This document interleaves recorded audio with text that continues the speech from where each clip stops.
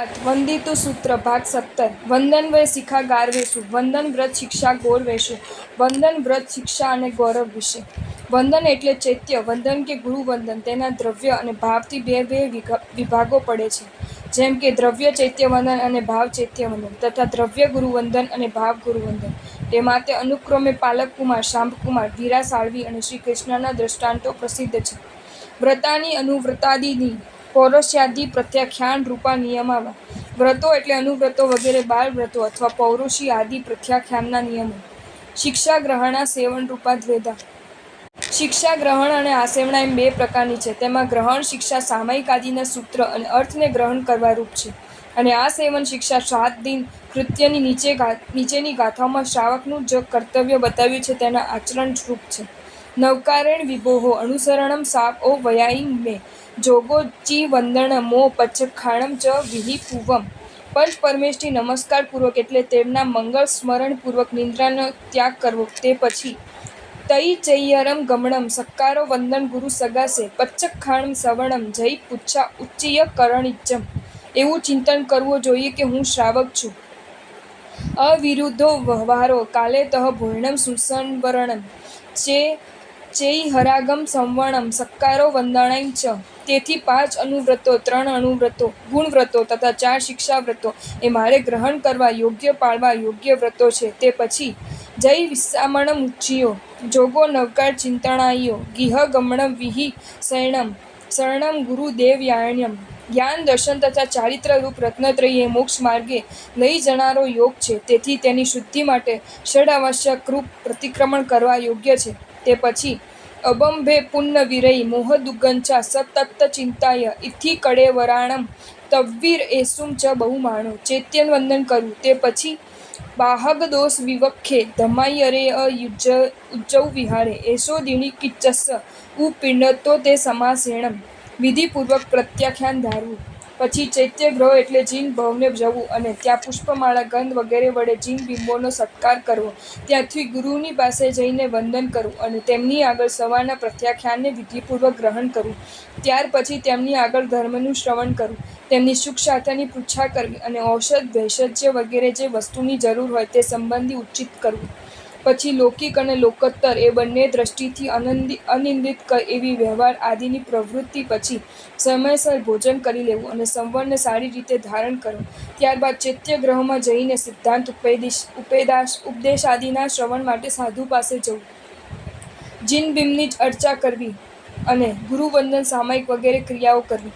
પછી સ્વાધ્યાય, સંયમ, વૈયાવૃત્ય વગેરેથી પરિશ્રમિત થયેલા સાધુની અંગમર્દન આદિ વિશ્રમણા કરવી. નવકાર ચિંતન આદિ ઉચિત યોગનું અનુષ્ઠાન કરવું. સ્વગૃહે પાછા ફરવું અને પોતાના પરિવારને બોધદાયક કથાઓ તથા સુંદર સુભાષિતો વગેરે વડે ધર્મનું કથન કરવું. વિધિપૂર્વક શયન કરવું અને દેવગુરુ વગેરે 4ના શરણ અંગીકાર કરવા. પછી મોહ પ્રત્યેની જુગુપ્સા વડે પ્રાય અબ્રહ્મચર્યમાં વીરતી રાખવી અને સ્ત્રીના અંગોપાંગોની અશુચિતાનો વિચાર કરીને તેનો સ્ત્રી સંગનો ત્યાગ કરનાર એવા મહાપુરુષોનું હૃદયથી બહુમાન કરવું. પછી બાધક દોષોની વિપક્ષ એવી વૈરાગ્યમય વિચારણા કરવી અને મારા ચારિત્રશીલ ધર્માચાર્ય ગુરુની આગળ ક્યારે દીક્ષા લઈશ એવો મનોરથ કરવો. શ્રાવકના દિન કૃત્યોનો સંક્ષેપમાં આ સાધારણ ક્રમ છે. ગૌરવાની જાત્યાદિ મદ સ્થાનો ન્યાષ્ઠો. ગૌરવ એટલે જાતિ, મદ આદિ મદમાં 8 સ્થાનો તે નીચે મુજબ જાણવા. જાતિમદ, કુળમદ, રૂપમદ, બળમદ, શ્રુતમદ, તપમદ, લાભમદ અને ધનમદ અથવા અત્યંત આસક્તિ ગૂઢી તે ગૌરવ. તેમાં પ્રાપ્ત થયેલા વિષયનું અભિમાન અને આસક્તિ, લાલસા હોય છે. તેના 3 પ્રકારો નીચે મુજબ છે. રસગૌરવ, મધુર ખાનપાનનું અભિમાન અને તેની લાલસા. રિદ્ધિ ગૌરવ, ધન, કુટુંબ વગેરેનું અભિમાન અને તેની લાલસા. શાતા ગૌરવ, કોમળ શૈયા, કોમલ વસ્ત્ર, સુખકારી આસન વગેરે શરીરની શાતા ઉપજાવનારી સામગ્રીઓનું અભિમાન તથા તેની લાલસા. સન્ના કસાય દંડેસુ. સંજ્ઞા, કષાય અને દંડને વિશે.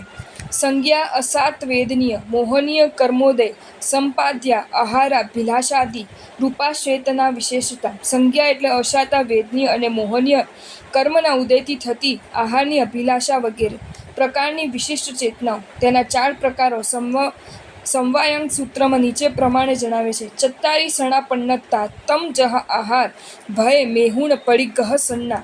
સંજ્ઞાઓ 4 પ્રકારની છે. તે આ રીતે: આહાર, ભય, મૈથુન અને પરિગ્રહ. સંજ્ઞાના 10, 15 અને 16 એવા વિભાગો પણ અન્યત્ર જોવામાં આવે છે. કષાય, ક્રોધ, માન, માયા અને લોભ એ 4 છે અને તે 16 પ્રકારના છે. તેમાં કશ, સંસાર તેનો, આય, લાભ તે કષાય. કહ્યું છે કે કમ્મમ કસ્સમ ભવો વા કસ્માઓ સીમ જવો કસાયાઉ. સંસાર કારણાણમ મૂલમ કોહાઈણો તે અ. ભાવાર્થ: કર્મ એ કશ અથવા ભવ એ કશ તેની આવક છે, જેનાથી તે કષાયો કહેવાય. તે ક્રોધાદિ 4 કષાયનો સંસારનો મૂળ કારણો છે તથા તે 4 કષાયો અનંતાનુબંધી, અપ્રત્યાખ્યાની, પ્રત્યાખ્યાની અને સંજ્વલન એમ 4 પ્રકારે હોવાથી 16 પ્રકારે છે. તેનું સ્વરૂપ નીચે પ્રમાણે છે. અનંતાનુબંધી કષાયો જિંદગી સુધી રહેનારા, નરક ગતિ આપનારા અને સમ્યક્ત્વ ગુણને રોકનારા છે. તેથી અનંતાનુબંધી ક્રોધ પર્વતની ફાટ સરખા હોય છે. અનંતાનુબંધી માન પથ્થરના સ્તંભ સરખો તૂટે પણ નહીં, નમે નહીં તેવો હોય છે. અનંતાનુબંધી માયા વાંસના નક્કર મૂળ સરખી અત્યંત ગુપિલ હોય છે અને અનંતાનુબંધી લોભ મજીઠના રંગ સરખો કોઈ પણ ઉપાય જાય નહીં તેવો હોય છે. બીજો અપ્રત્યાખ્યાની કષાયો 1 વર્ષ સુધી રહેનારા, તિર્યંચ ગતિ આપનારા અને દેશવૃત્તિ ગુણને રોકનારા છે. તેથી અપ્રત્યાખ્યાની ક્રોધ તલાવની ફાટ વરસાદથી સંધાય સરખો છે. અપ્રત્યાખ્યાની માન હાડકાં જેવું અક્કડ મહાકષ્ટે નમે તેવો હોય છે. અપ્રત્યાખ્યાની માયા મેઢાના શિંગડા જેવા સીધા થવા મુશ્કેલ હોય છે અને અપ્રત્યાખ્યાની લોભ ગાડાની મળી સરખો હોય છે. પ્રત્યાખ્યાની કષાયો 4 માસની સ્થિતિવાળા, મનુષ્ય ગતિ આપનારા અને રોકનારા છે. તેથી પ્રત્યાખ્યાની ક્રોધ ધૂળની રેખા પવનથી ભૂસાય સરખો હોય છે. પ્રત્યાખ્યાની માન કાષ્ઠના સ્તંભ ઘણા ઉપાય નમે સરખો હોય છે. પ્રત્યાખ્યાની માયા બળદના મૂત્રની વક્રતા સરખી હોય છે અને પ્રત્યાખ્યાની લોભ અંજન કાજળના રંગ સરખો હોય છે. ચોથો સંજ્વલની કષાયો 15 દિવસની સ્થિતિવાળા, દેવગતિ આપનારા અને યથાખ્યાત ચરિત્રને રોકનારા છે. તેથી સંજ્વલને ક્રોધ જલની રેખા સરખો હોય છે. સંજ્વલની માન નેત્રની સોટી સરખી હોય છે. સંજ્વલની માયા વાસના છોડ સરખી હોય છે અને સંજ્વલની લોભ હળદરના રંગ સૂર્યના તડકે જાય સરખો હોય છે. સંગમદેવ આદિ નિત્ય અનંતાનુબંધીના ઉદયવાળા હોવા છતાં એ અનંતાનુબંધીના ઉદય સંજ્વલન જેવા હોવાથી સ્વર્ગે ગયા. જ્યારે રાજા શ્રેણિક આદિ પ્રત્યાખ્યાનીઓના ઉદયવાળા પણ એ પ્રત્યાખ્યાનીનો ઉદય અનંતાનુબંધી જેવો હોવાથી નરકે ગયા. ક્રોધ, માન, માયા અને લોભ એ 4 કષાયના તે 64 પ્રકારો સર્વથા તજવા યોગ્ય છે. કહ્યું છે કે જમ અજ્યમ ચરિતમ દેસુણાય વિપુવ્વ કોડીએ તમ્પિ કસાય્ય મિત્તો હારેય નરો મહુત્તેણમ. જે ચારિત્ર દેશો ક્રોધ પૂર્વ વર્ષ સુધી પણ પાળ્યું હોય તે સર્વ ચારિત્ર અને કષાય માત્રથી પુરુષ અંતર મુહૂર્તમાં હારી જાય છે. તત્તમીણ સારમીણમ દુવાળ સંગઈ એસ પરમથ્થો જમ ભવ ભમણ સહાય ઇમ કસાય ચૈજંતી. દ્વાદશાંગીનું એ જ તત્વ છે, એ જ સાર છે અને એ જ પરમાર્થ છે કે ભવ ભ્રમણમાં સહાયક એવા કષાયનો ત્યાગ કરી દેવો.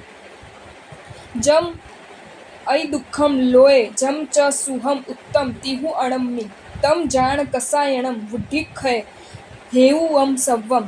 આ શ્લોકમાં જે અતિ દુઃખ છે તેનું કારણ કષાયોની વૃદ્ધિ છે અને જે અતિ સુખ છે તે કષાયની હાનિ જ કારણરૂપ છે. દંડ, મનોદંડ, વચનદંડ અને કાયદંડ.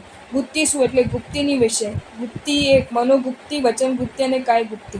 સમીસુ સમિતિની વિષય. સમિતિ એટલે ઈર્યા, ભાષા, એષણા, આદન, નિક્ષેપ અને પરિષ્ટાપનિકા. જો એટલે જે, અય્યારો એટલે અતિચાર સ્ખલના, ય એટલે અને, તમ એટલે તેને, નિંદે એટલે હું નિંદું છું.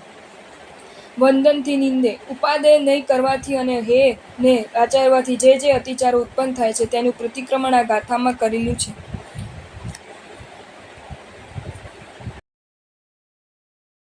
જો તમને આ વિડીયો ગમ્યો હોય તો આ વિડીયોને લાઈક કરો અને મારી ચેનલ જૈન ફેક્ટ્સ એન્ડ સ્ટોરીઝને સબસ્ક્રાઈબ કરો. ધન્યવાદ.